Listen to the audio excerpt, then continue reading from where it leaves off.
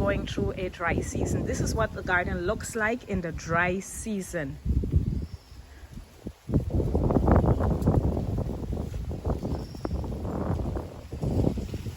Oh my gosh, even the Musienda, even the leaves on the Musienda, they're turning a little bit of yellow. That means I'll have to put some food by the foot of the Musienda.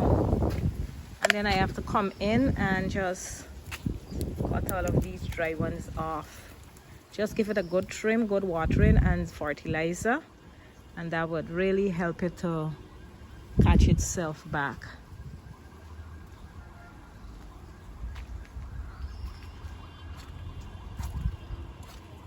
Over here the heliconias are really growing. Let me show you this one.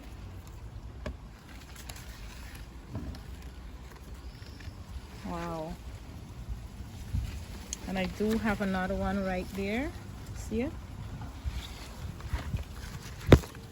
This palm has suffered a little bit. You can see a little bit of dryness on the leaves. This is a Christmas palm. And it has grown. If you look at my earlier videos, you will see that it was really short, but it's really growing. Oh my gosh, this is a red lipstick palm. I have been trying with this plant for such a long time, and I can tell you, I don't know what's happening. If you look at our ground, it's really, really dry. I planted some plants here. I see that some of them are gone, but the red couple leaf is still going, so I am going to make sure that it is watered so it can keep on keeping on. This is the front garden, the front of the house. I did have the saddleback caterpillar attacking this palm right here.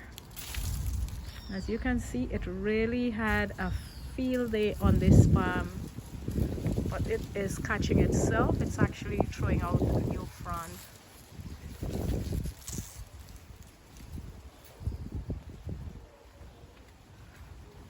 This is the garden in front of the house.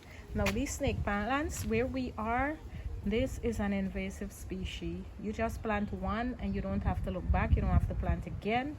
It just keeps growing like there is no tomorrow. And I'm watering the garden right now. Right over here I have the hose just to soak the bed good. So now I'm going to move it to the other side of the garden over here, because this part of the garden has not gotten a good soak in a long while.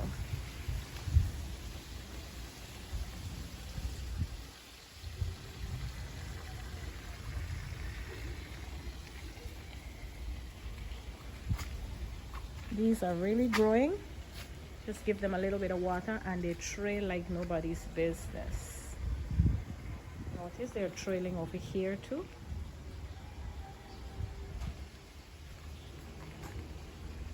And we have a lot of Hawaiian tea plant just going through the regular dryness of our dry season. And then let's go over here now.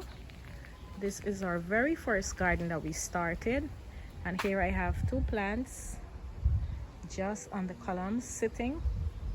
I want to have more flowers in them, but I guess for now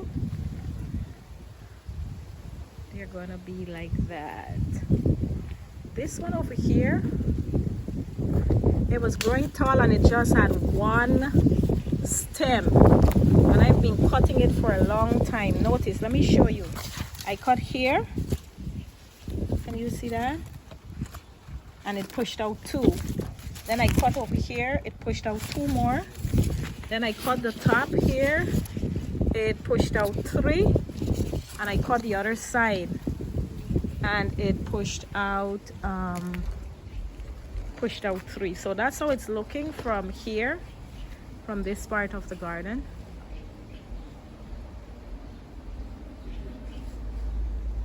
This Dracaena too, I've been cutting it a lot, and that's why it's growing so staggered. I'm going to remove the sago palm from it. Too many fronds from the sago palm is in its way, So I'm going to work and cut these out so that, you know, everything is getting a chance to do what it needs to do. This sago palm is really taking off. Before, it was not looking so good. It was just there, dormant, really small, but now it has taken off. Now here where we are, the phyllos get wild. And so what I did was I cut this one right back.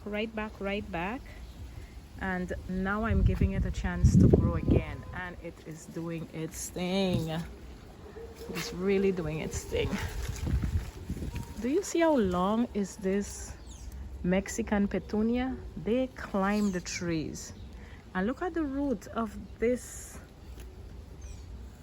phyllo. Look at how it's just going. These are like the aerial root, but I think they're so lovely. Look at that. And then I have another phyllo here that I've been waiting for a long time for it to start climbing, and it has finally started its journey up. Wow, these sago palms are really growing big. Here we cannot put them in the ground. Let me show you. That's the bottom and this is the top. If I put it in the ground, it will take over this entire space, one plant.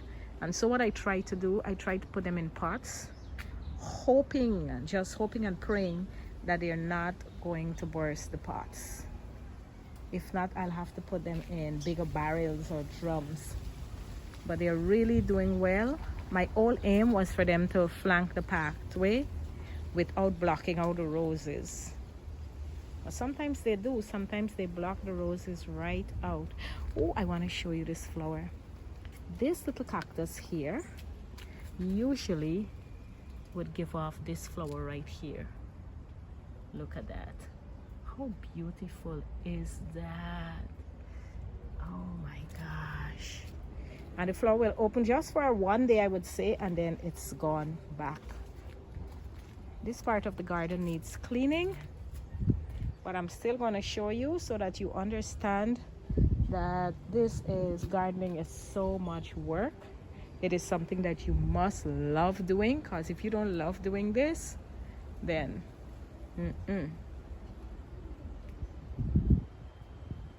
So this is what the pathway looks like. So let's walk through. All of these, they're too much out, so I have two choices. I can either take them and put them back behind the arch like this and let them stay behind and don't come to the front. I can take this one too and just push it back behind the arch so that it's not, you see that now, how it's different like that? Let me show you. And then I can put the others behind the arch so they're not blocking the pathway. So this is what the pathway is. And we are going, I'm watering the garden, hence the hose. We're going to go now to the park garden.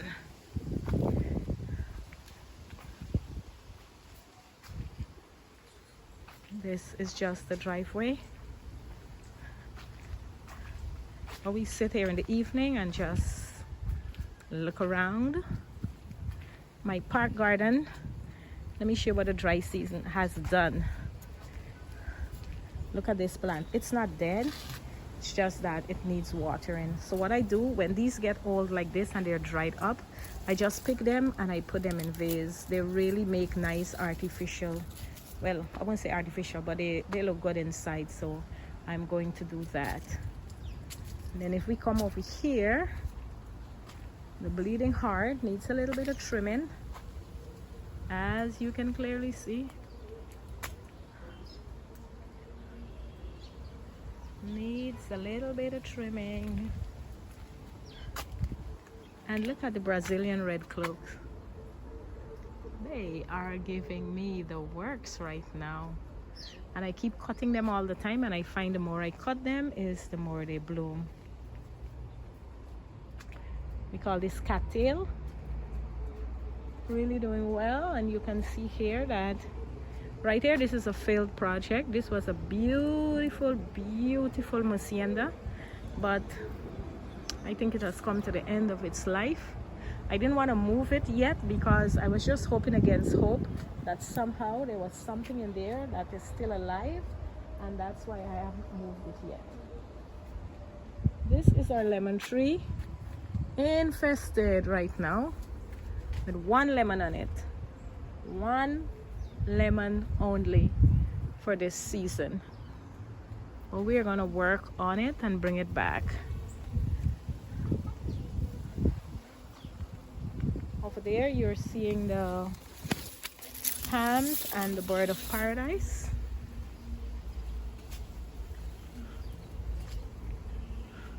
And this one here, this one is the pink, and over there is the orange. See the orange? That one is the orange. And then right here I have the pink.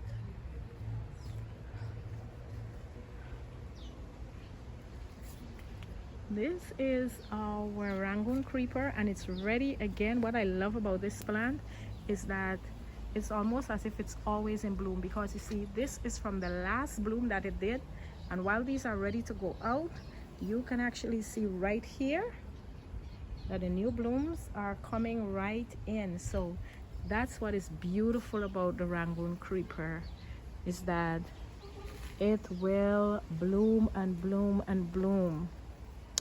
And let me show you the bougainvillea. This is the buttercup. Well, we have three plants here. We have the buttercup, the almanda, we have the exura right here in red, and then we have the bougainvillea that's growing up in red also, and it's really looking awesome. So that's the bougainvillea. Oh my gosh, how beautiful is that? How beautiful is that? This is our side garden. It begins from over there. Let me show you the monkey brush vine. This one right here is the monkey brush. It has not bloomed in a while, and it was having some pest issues that I don't see anymore, so I'm hoping that it's gonna bloom.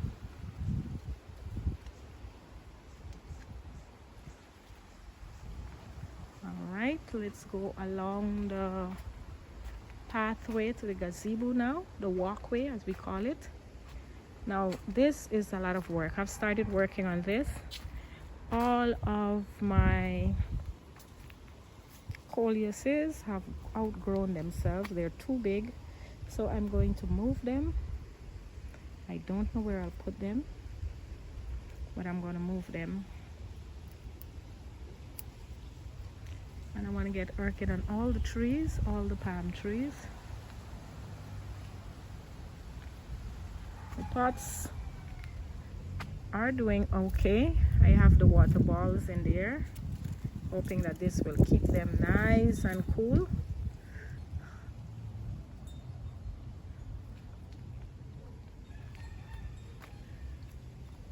And we have the orchid growing on the palm tree. That one is doing well. Let me show you. Let me show you. Let me show you. Let's go over here. Look at this baby. Can you see? The baby has bloomed. It's down, so I have to come and really like put it up so that you can see the beauty of it. This is what I'm going to be working on today to get this part of the garden looking good. Just walking from that side straight to the gazebo. Let me show you the look from over here. This is how it looks.